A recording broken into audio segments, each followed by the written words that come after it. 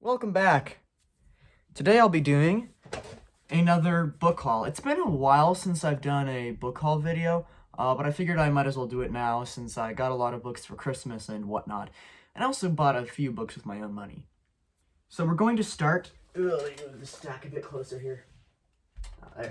Okay, so we're going to start with the Tolkien books, of course, because you gotta have Tolkien books in a book haul. And this is The Nature of Middle-earth. I'm going to read this right after I'm finished with The Peoples of Middle-earth.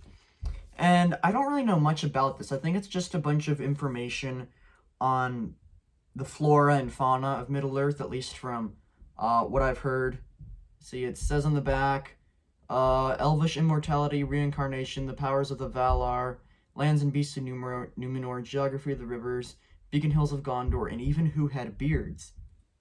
Interesting. Looking forward to reading this once I'm finished with The Peoples of Middle-earth. The next one is a very big Tolkien book. I got this one for Christmas. This is The History of the Hobbit. This thing is enormous. Look at it. It's so huge. And it's very heavy as well. So this is exactly like the History of Middle-earth series, only it delves into the history of The Hobbit and how J.R.R. Tolkien wrote The Hobbit. So this will have like earlier drafts of The Hobbit, and then I assume we'll get some commentary from Christopher Tolkien on it as well.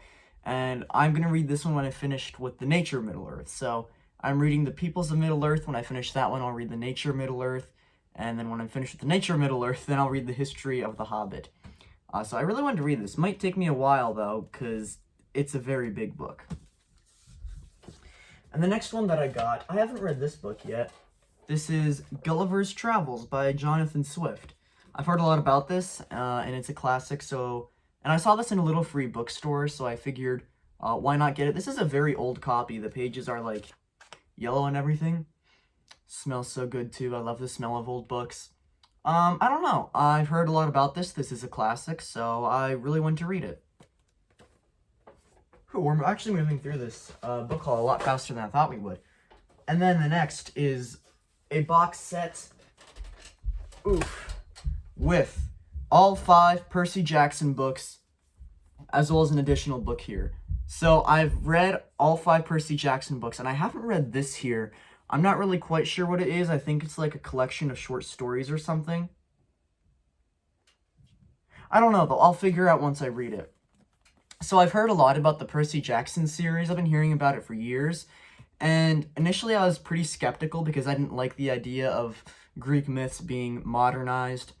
But these books were so great. I don't know why I didn't pick up this series sooner. This basically follows a boy named Percy Jackson, and this is in the modern world in the 21st century. Only it turns out that the Greek myths were actually real. So all the Greek gods are real, and all the Greek heroes like Hercules, and all the others are real as well. All the Greek myths, it turns out, are actually real. And I feel like this is such a unique story idea, and the way it was executed was so good. I also love how all the spines together make up a single picture. That's really cool. I love these books so much. There was a lot of humor. One of the main things that I loved about them were the chapter titles. The chapter titles are probably the best part of the books. But I'll say more about it when I post my review of this series. So I think these books were all great. I didn't read this last one, of course, since it's not, like, part of the series. But yeah, I think these books were fantastic. I really enjoyed them, and I highly recommend them. It's kind of like Harry Potter, but if it were written in the style of Diary of a Wimpy Kid. They're so good, all of them. They're so great. I really enjoyed them. And I got this series for Christmas. This is like a side series to the Percy Jackson series. This is a trilogy. It's called The Kane Chronicles. As you can see, my bookmark is sticking out of book 1. Currently reading that. These are the exact same idea as Percy Jackson, only it turns out that all the Egyptian mythology is real, all the Egyptian gods are real and everything. So this is basically exactly like Percy Jackson, only with Egyptian mythology instead of Greek mythology. And so far, the first book, I'm kind of moving my way slowly through it because it's not near as good as Percy Jackson. I still think it has a lot of potential, but it's not grabbing my attention as quickly as Percy Jackson did. And I'm just not enjoying enjoying it as much as I enjoyed Percy Jackson. Still has a lot of potential, though, and I'm looking forward to reading the rest of it.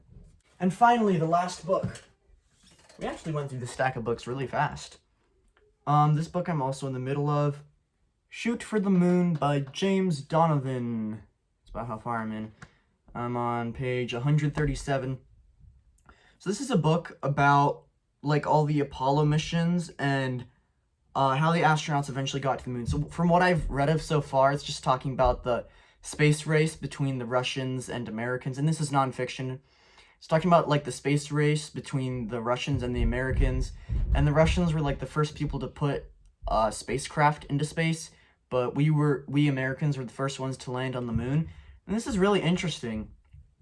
It's basically the entire history of when man first put an object into space all the way to when man landed on the moon. I don't usually read nonfiction, mainly fiction, but if there's any nonfiction that I'm actually interested in, it's like Roman history, Greek history, and astronomy. I'm really fascinated by astronomy, so I figured why not read this? And one of the reasons I picked this up is because I saw in the front there is a review written by someone named Steve Donahue. Is this by any chance the same Steve Donahue who has a YouTube channel? I've seen a few of your videos, and I know Steve watches my videos. Steve Donahue, if you're watching this, drop a comment down below. Did you review this book? Or is this just a different Steve Donahue whose existence I'm not aware of? Because there's a review in the front of this that says it was written by Steve Donahue. Is this the very same Steve Donahue with the YouTube channel, or is this an entirely different Steve Donahue? Steve, if you're watching this, let me know in the comments. Astronomy and Roman history, Greek mythology, basically the only non-fiction things I'm actually interested in. And so far, this is pretty good. It's interesting. I mainly read fiction, so, you know. And some parts are kind of boring, but overall, it's a fascinating read. Really fascinating learning about the history of how we went in a race against the Russians to see who could be the first into space. The Russians won that, but then we went to the moon first. Really interesting. And apparently we're planning on going to the moon in February of 2026. That's next month, from what I heard. So yeah, I don't know. Pretty interesting book so far. Well, there you go. Thank you so much for watching this video. That is my book haul for the month of January. Thanks for watching, and please subscribe, because once I hit 5,000 subscribers, which we're getting very, very close, then I'll read aloud to you my short novella called The Worst of Times. It's like a science fiction story of time travel about a man from 2025 who travels into the year 2098. So if you're interested in that at all, definitely subscribe, because I'll be reading that to you once I hit 5,000 subscribers. But anyway, thanks for watching. I hope you enjoyed this video. If you didn't, that's too bad. And for now, farewell.